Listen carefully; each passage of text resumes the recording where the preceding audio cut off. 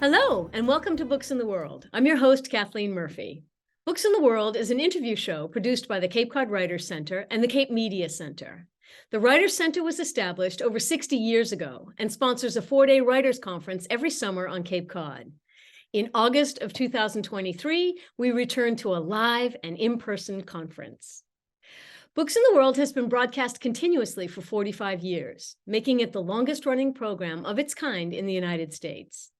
The goal of this program is to show how writers, illustrators, publishers, editors, and others in the literary field play their roles in the world of books and other communication media.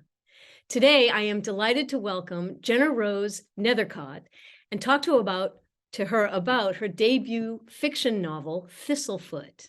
Welcome to the show, Jenna. Thank you so much. Glad to be here. Glad to have you here. GennaRose is a writer and folklorist. Her first book, The Lumberjack's Dove, was selected by Louise Gluck as a winner for the National Poetry Series. Whether authoring novels, poems, ballads, or even fold-up paper cootie catchers, her projects are all rooted in myth and what our stories reveal about who we are.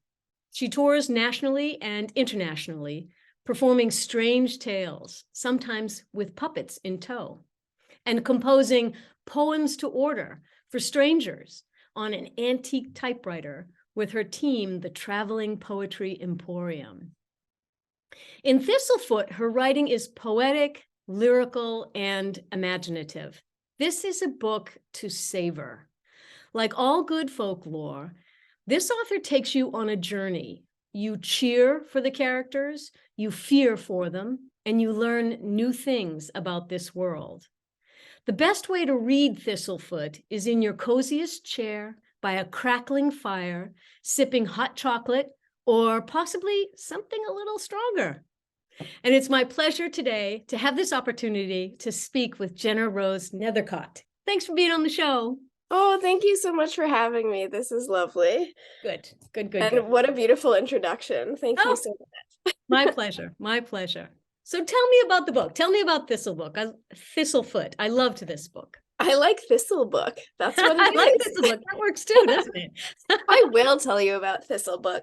Thank you. So Thistlefoot, is the story of Isaac and Bellatine Yaga. They are two Jewish American siblings who have been estranged for much of their adult lives. They're in their mid-20s at this point, and the two of them really are polar opposites. Isaac is a bit of a rake and a kind of a con man, and his sister Bellatine is a really practical person. She's a woodworker. She's really kind of grounded, or at least tries to be.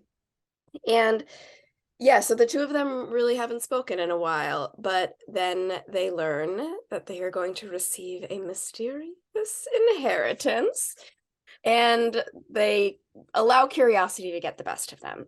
So they agree to meet up at this dockyard and see what this shipment for them is.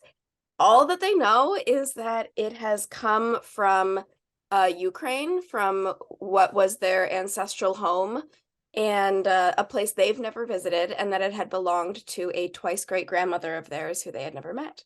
So they show up and are kind of amazed to discover that what this inheritance isn't land, it isn't money, it's a giant box, and inside is a sentient house lofted up on a pair of chicken legs.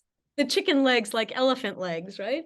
Oh yeah, they're huge chicken legs. In the book, there is this twice great-grandmother of theirs, Baba Yaga, is based on an Eastern European Slavic folklore figure by the same name, who in the old stories also lives in a house on chicken legs. So this book is really a retelling of Eastern European folklore and mixing it with Jewish history.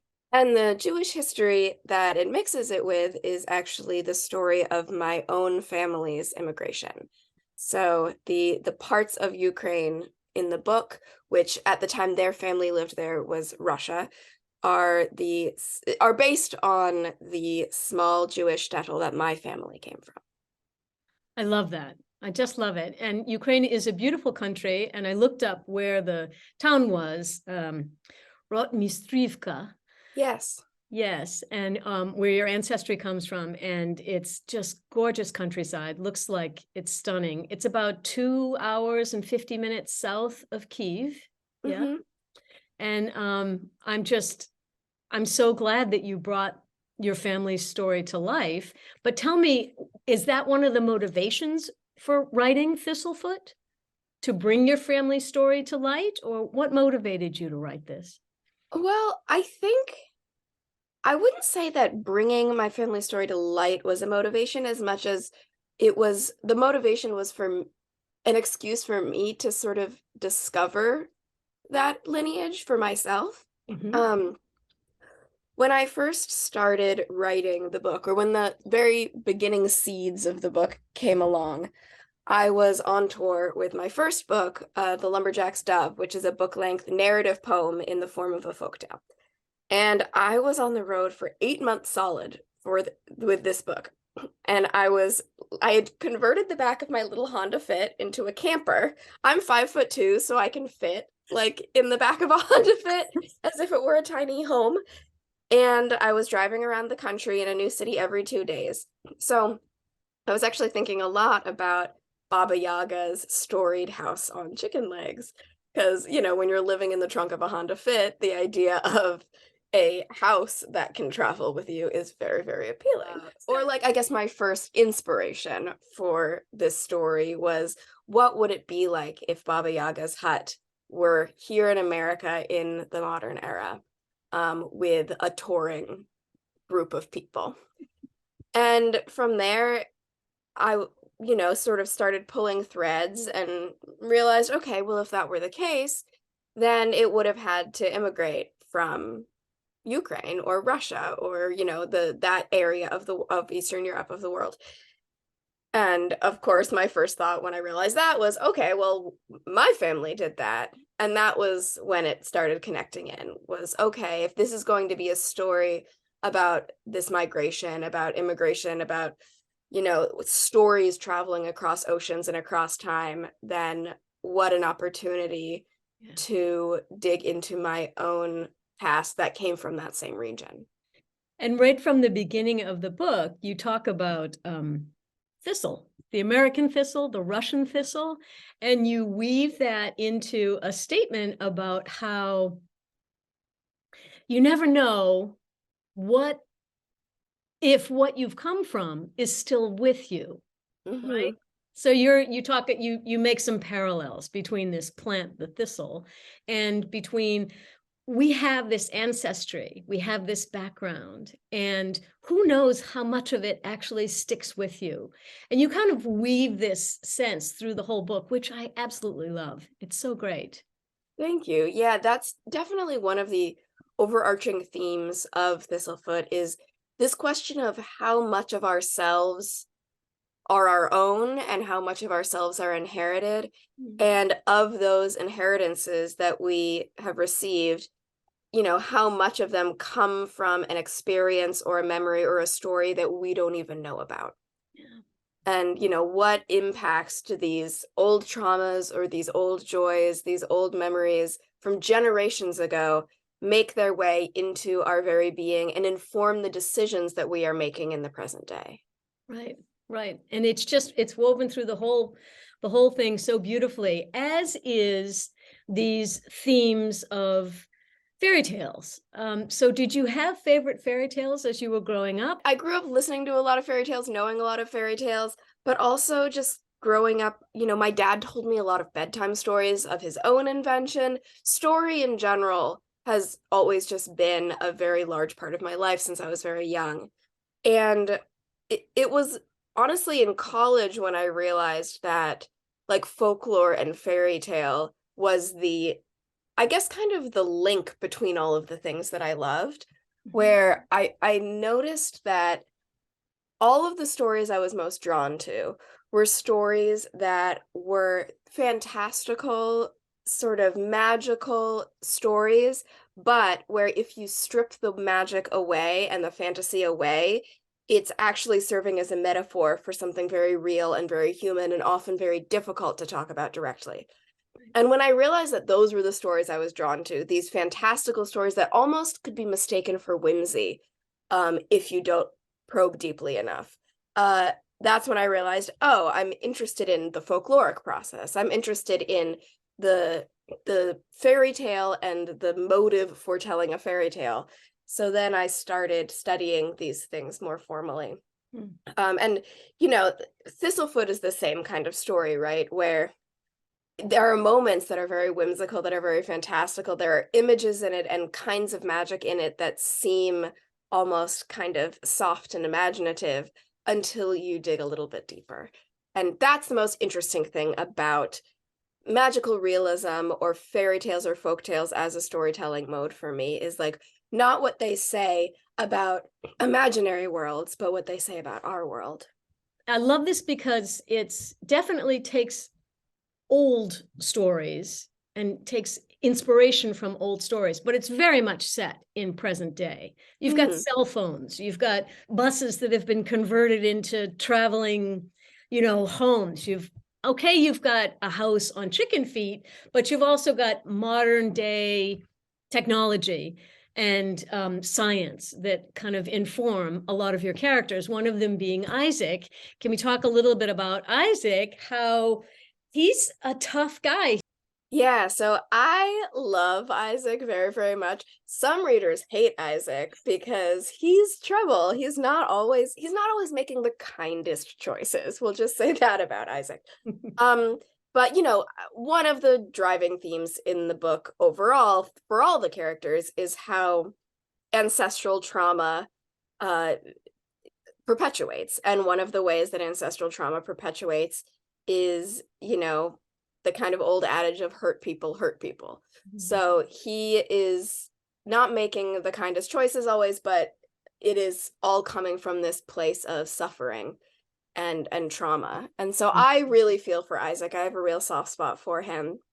And I also think he's a lot of fun. He has this uncanny ability where if he sees another person, he can memorize to a T every tiny detail about them, every little musculature, every little tick of their personhood, every sort of strange shape and angle, and then he can mimic it exactly. And this is more than just an impersonation. When he mimics another person, it's almost as if he becomes that person. It's almost as if he becomes more that person than the person is. And so he uses this skill not always for good, but it's yeah, you learn more about it as the story progresses and sort of its significance both in his life as well as in the greater arc of the narrative.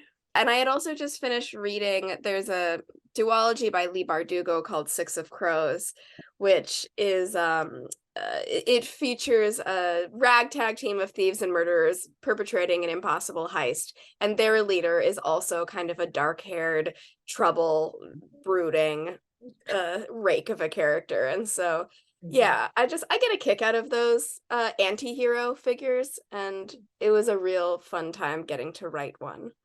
Good for you. Good for you. But his little sister Bellatine, she takes him with a grain of salt. She's like, I don't want to buy into this. I'm going to stay grounded. I'm going to stay on course. I want to get what I want to get. Right?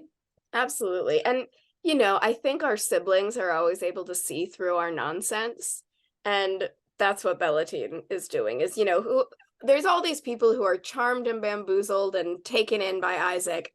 Bellatine is not one of them. She's known him since they were kids, and she knows when he's, up to something. And Bellatine also kind of is too focused on her own stuff to have time for Isaac's nonsense. And she also is struggling with a sort of strange power. Now, while Isaac uses his as this kind of playful trick that he uses to get things that he wants, Bellatine has a power that she really struggles with and that she views as more of a curse. Mhm. And I won't reveal what that is because there's a moment, it's part Yes. of the story. You want to read the book, you want to be surprised. But Exactly. she is someone who is all about control. Um, while Isaac is about kind of running away from his problems and becoming someone else so he doesn't have to be himself, Mhm. Bellatine is all about control and Mhm. the way that she is trying to process her sufferings and her fears is as long as she is in control, then she'll be okay. So do you have siblings yourself? And did you purposely want to have a sibling kind of interaction with this? I do have a sibling. I have a brother. Our relationship is not like Isaac and Bellatine's relationship. We're very close. Oh, good. Um, but yeah, I'm interested in sibling dynamics and in the sort of both antagonistic and uh loyalty based relationships that are within them. Like my brother and I clash all the time on things, but also we would do anything for each other. We would go to the ends of the earth for each other. And with Isaac and Bellatine as well, like something that's really important in the story of Thistlefoot is, as we talked about already, these inherited generational traumas or stories that are received in the body. And the fact that Isaac and Bellatine are siblings means that we get to see how those inheritances manifest in two very different ways. The two of them are sort of foils for each other, as well as they're kind of two halves of me in a way. They allow me to explore two of my fatal flaws, where I'm someone who's both a control freak and I really feel the need to be in control of everything if I can. Why not? As well as I've always been very restless. I can't stay in one place for long. And I'm always kind of seeking what that next place may hold. All through my 20s, I was barely in one place for more than a couple months at a time. And it always came from this kind of fallacy belief that, oh, whatever this next place I go to, that's what will hold satisfaction. That's what will finally make me feel complete. As opposed to just accepting the fact that maybe being a human being, you never quite have that. And so, yeah, so Exactly. Isaac and Bellatine as siblings were also kind of Isaac and Bellatine being two halves of one person, that person being me, the author. That is fascinating. It takes a while to learn in this life that no matter where you go, there you are. Uh-huh. It's true. It's very Yeah. true. Yeah. It's But that's not and going to stop me from trying. you think that the place will change you, but instead it just brings out your own character more, or maybe it expands your character. Who knows? Mhm. Who And knows? I do think new places change you, just not in the ways that you might be seeking or expect. Right. And you do learn more about yourself with each new place. Yeah. I'm honestly still kind of a fan of physically running away from your problems. Just in that I think that new spaces, new environments, um, do kind of click a reset switch in the brain for a little while and allows you to experience things from a different perspective. And then it allows you to kind of return to where you came from with a bit more openness. So is there going to be another book? Will there be further adventures of the Yaga siblings and the Dustbreakers? I don't think there will be a sequel. I don't plan to write anything else in the Thistlefoot universe personally. Mhm. That isn't to say that it'll never happen, life is long, but at this point in time, that is not my intention. I really think Isaac and Bellatine's story was completed in this book. Yeah. Um, and it would be a disservice to them to continue their story when it's reached a conclusion for them. Okay. Um, and I'll accept that reluctantly. yeah, I feel like if I were to ever write anything new in this world, it would follow the Duskbreaker band because I Mm, think there's more of their story to tell, there but I is. don't have any plans to. And something we haven't touched on yet in this interview too is the book doesn't just follow these characters in the present. It's also following characters in the past. And the story does dip into the past every so often to follow Baba Yaga, the Yaga's siblings, ancestor, who in this version of the story is a, young Jewish mother living in a shtetl in the months before a pogrom. So yeah, I think many of the characters in this book, we know their story has completed by the time we reach the end of the book. Yeah. And I'd like to kind of honor them by keeping it that way. You do it justice when you Thank talk you. about what they've gone through, what the ancestors have gone through. Yeah, that was something that was really important for me to do respectfully. And I actually, so there's a scene in the book, which this is a bit of a spoiler, but kind of not really. There is a scene where a pogrom takes place in the book, and the process of writing that chapter was really sort of special, but also very intense in that I wrote that entire chapter in one sitting. I I was I was near the end of my deadline at this point, and I was like, traditionally as I was writing the book, I'm a very slow writer. I write like a poet still, so I labor over every single word before putting the next word down. It takes a very, very long time. And I had gotten to the point where I couldn't quite afford to do that anymore because of my deadlines. And so I had been writing 600 words per sitting 4 days a week for the year that I'd been working on the book. At this point, I sat down, and I had been for the past few days sitting down in my writing chair at 10 p.m., taking about 3 shots of vodka, and then writing 3,000 words. So I was in a real deranged mindset. I was like, I feel like a real writer while I'm doing this. Very like Hemingway or something. Wow. Certainly not sustainable, but like I can do it for a few days. And so when it came to this like really important chapter, I sat down in my chair, 10 p.m. I did my shots of vodka. Which, again, this was just for this week of intense You don't writing. make a habit of it, yes. Not making a habit of it, but look, whatever works. And Creativity can be painful. it's true.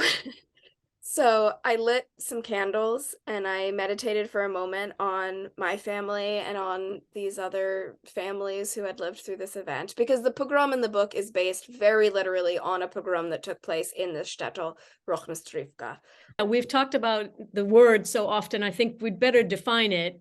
They were massacres perpetrated against the Jewish people by the Russian government. Mm-hmm. So the Russian government would send often Cossacks, which were soldiers on horseback, to the Jewish towns with the intent of just essentially wiping them out. Right. But the way that they worked was not only, they would send the soldiers in to kind of like rough things up. They would destroy property, they would burn houses, they would break windows, and then they would rile up the non-Jewish local population through a lot of slowly trickled in propaganda to convince them that the Jews were in active danger. And by doing so, they would then turn a blind eye when those townsfolk got involved, and that's when much of the killing started. So yeah, they were not a good time. So you're 3 shots of vodka in, you've taken a moment of meditation, and now you're writing, and you are up. You wrote 3,000 words.